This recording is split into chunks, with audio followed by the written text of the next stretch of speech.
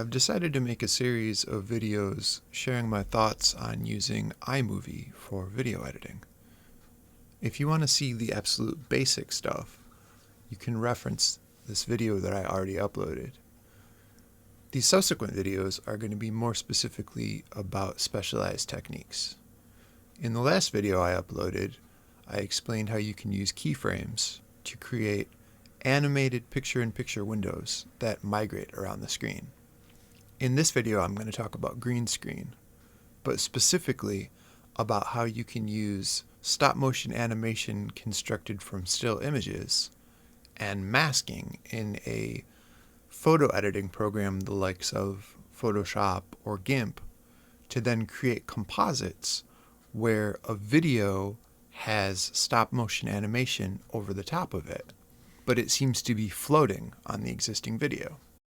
So here we have a series of 30 still images where I took a sheet of white packing paper and taped it to my kitchen counter and wall to create kind of a backdrop. I didn't really know what I was doing when I did this or what the purpose of it was. So now I've got this image with this crinkly paper behind the rotating bottle, and that's kind of hard to take out. If it was a smooth sheet of a single color, you could just use green screen and the chroma key would just pop it right out on its own.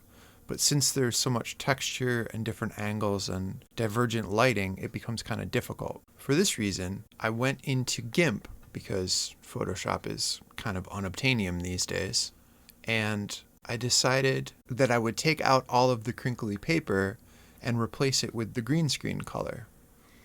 In order to do this, because the glass bottle itself has so many different tones, it was necessary for me first to use what's called threshold, which is a filter. If you take the regular image and then use threshold, it turns things into a very high contrast black and white image, and this makes it easier for creating a mask. Once we've created the threshold image, we can then select from the color and click on the black, and then that way when we invert the selection, only the white will be selected. Of course, there are obviously aspects of the bottle which are white that we don't want to erase, so you just have to be a little bit more careful in certain spots. But for the most part, using a selection from color makes things a lot simpler and quicker. And then once you've selected from color, you can then select the green and then switch from the layer that your threshold image is in back to the layer you want to actually work with. And then now when you erase, you'll only erase the spots where in the other threshold image, it's nothing but green. And in this way, you'll have nothing but the bottle isolated on a background of green screen. Then because it's a stop motion animation, obviously you have to do this with every one of the images. I chose to include the original image as it had been surrounded by green screen, as well as the threshold image. And alternating between the two of those as the stop motion animation progresses will create kind of a flashing, strange effect. So you bring them all into iMovie and then line them up as individual photographs and export them. And then you'll have the stop motion animation. Obviously it'll be way too slow because iMovie treats photos as 4-second video clips. So once you've exported them, bring them back in as a movie, and then you can adjust the speed of the video. But as you see here, the photographs weren't the same aspect ratio as 1920 by 1080 video. So we have another problem to overcome. What do you do with that hard cropped edge?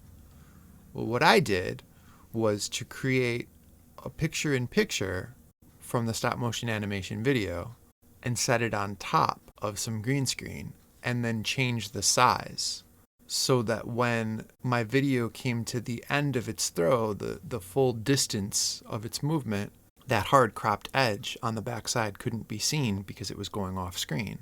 And then I had the issue of the same problem at the bottom, so I did this once again and changed the crop one more time, so when it gets toward the end of its movement, that hard cropped edge is at the bottom of the screen. Then I exported that, corrected it all for time, and brought it back into iMovie. I chose some stock image here of an undersea scene, and then with my stop motion green screen bottle, just put it in a lane above the stock footage and then selected green screen. And now, because the background is proper green screen, all I have to do is click green screen and it just removes the background. So now we have the animation floating on top of the undersea scene. And because it's been cropped and moved around properly, those hard, weird edges don't show up. And because I did all of the green screen masking in Gimp, there's no crinkly white paper anymore. So that's how you go about adding things in green screen. If you're just using a still image, and say you want to employ the technique that I spoke about in the last video of creating keyframe movement, that's fine. That's easy. But when you're dealing with moving images, it's a much bigger deal. If you're trying to do it from video, the only way I know of in iMovie, since it's kind of a limited program, would be to extrapolate out still images from each frame of the video. And that's super time consuming even if you're using a really short clip of video. So it works a lot better with stop motion, because with the stop motion animation, obviously you have an individual photograph for each frame of motion already. And so then all you do is mask each image using the technique I described with selecting from color, using a threshold image as a dummy if need be, as a jig, so to speak, and then add green screen to every image, import the files into iMovie, turn them from individual still frames into a continuous movie, bring that back in, speed it up properly, set it on top of whatever footage you want to add it to, and then simply green screen away the background.